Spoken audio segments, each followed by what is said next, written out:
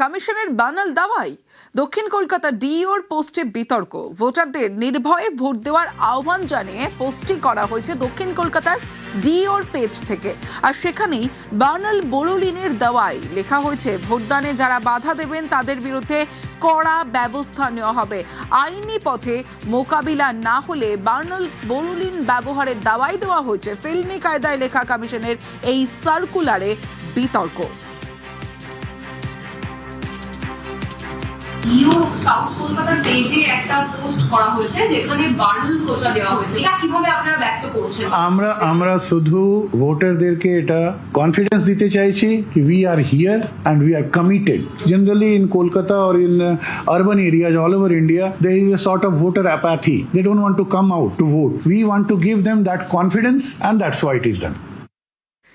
ডিওর page থেকে কেন এমন পোস্ট, কি কারণে এই পোস্ট জানবো সোমরাজের থেকে। সোমরাজ, দেখো, দক্ষিণ কলকাতার ডিস্ট্রিক্ট ইলেকশন অফিসার এই পোস্ট কেন করেছেন সেই বিষয়ে যদি এখনো পর্যন্ত কোনো কারণ জানা যায়নি, কিন্তু দক্ষিণ কলকাতার ডিস্ট্রিক্ট ইলেকশন অফিসারের এই ধরনের পোস্টকে কেন্দ্র করে রাজ্যের মুখ্য নির্বাচনী আধিকারিক মনোজ কুমার আগরওয়াল জানিয়েছেন যে কি উদ্দেশ্যে তিনি এই পোস্ট করেছেন সেটি জানতে চাওয়া হবে এবং প্রয়োজনে তাকে ডেকে পাঠানো হবে।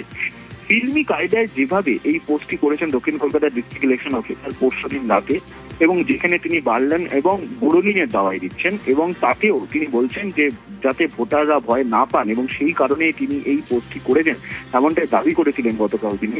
কিন্তু তারপরেও রাজ্যের মুখ্য নির্বাচনী আধিকারিকের দপ্তর মনে করছে যে এই পোস্টটিকে কেন্দ্র করে ইতিমধ্যে বিতর্ক শুরু হয়েছে, কারণ এর আগেও অন্যান্য জেলার যারা ডিস্ট্রিক্ট ইলেকশন অফিসার রয়েছেন তারাও ভোটারদের নির্ভয়ে ভোট দেওয়ার কথা বলেছেন, সোশ্যাল সাইটে পোস্ট করেছেন। নির্বাচন কমিশনের তরফে যে 6 দফা দাবির কথা বলা হয়েছে সেই 6 দফা দাবি তারা উল্লেখ করেছেন, কিন্তু কোথাও এই ধরনের কোনো ফিল্মি কায়দায় পোস্ট করতে দেখা যায়নি, যেটা দক্ষিণ কলকাতার ডিস্ট্রিক্ট ইলেকশন অফিসার ফিল্মি কায়দায় পোস্ট করেছেন।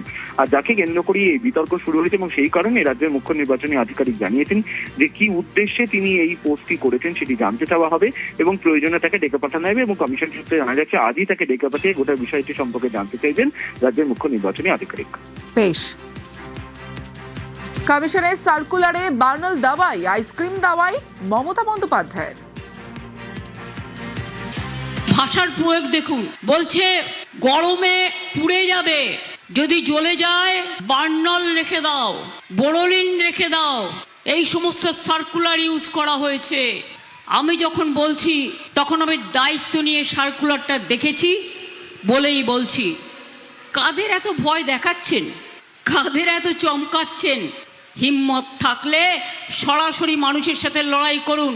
এই লড়াইটা লড়তে গিয়ে যারা বলছে বার্নাল দিয়ে পুড়িয়ে দেবো, বার্নাল রেখে দাও, তাদের বিরুদ্ধে বলুন তোমাদের বার্নাল দেবো না, তোমাদের আইসক্রিম দেবো, যাতে গরমকালে তুমি আইসক্রিম খেয়ে তোমার শরীরটাকে আইস রাখতে পারো, বরফ রাখতে পারো।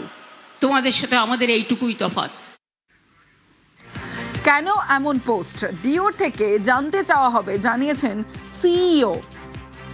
তিনি জানিয়েছেন কেন এমন পোস্ট ডিওর থেকে জানতে চাওয়া হবে, অবশ্যই তাকে ডাকা হবে। মনোজ আগরওয়াল মুখ্য নির্বাচনী আধিকারিক, তিনি জানিয়েছেন যে কেন এমন পোস্ট তা জানতে চাওয়া হবে।